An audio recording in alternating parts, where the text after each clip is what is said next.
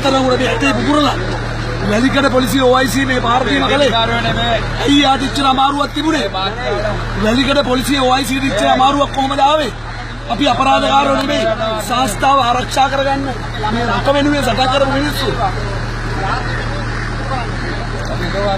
මේ සම්පත් චීනටයි ඉන්දියාවටයි විකුණුවාට විරුද්ධව අපි කිරිච්ච වැඩවර්තනේ තාම සාමකාමීව අපි ලෑස්ති වෙලා හිටියා අත්‍යවශ්‍ය සේවා විදියට රජයේ සෞඛ්‍ය සේවාවට විවිධ හමුදාවේ සේවාවලට තෙල් දෙන් කරලා ඉවරයි වැඩ පිළිවෙල කඩාකප්පල් කරලා අද වෙනකොට බරපතල අරුබුදයටපත් කළේ මේ පොලිසිය අත්තරමෝදී ක්‍රියාවලිය.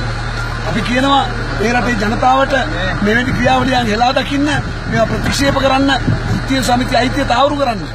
හමුදාවල් පොලිසිය වලට වෘත්තීය සමිති වැඩබිම් වලට බැනලා ඒව අත්පත් කරගෙන සේවකයෝ පාරට දාලා පාරදි ගහනවා පාර බ්ලොක් වුණා.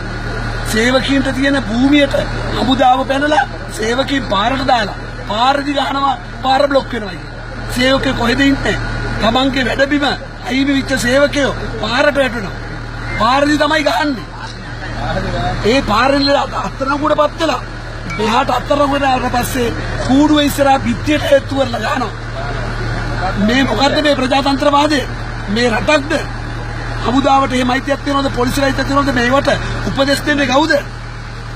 මේවා කතා කරන්න ඕනේ ජනතාවගේ තියෙන අයිතිය. හෙට අනිද්දා මේ රටේ සියලු ඉති අරගල වලට මේ දේ වෙන්න දෙන්න එපා. ඒක බේරගන්න.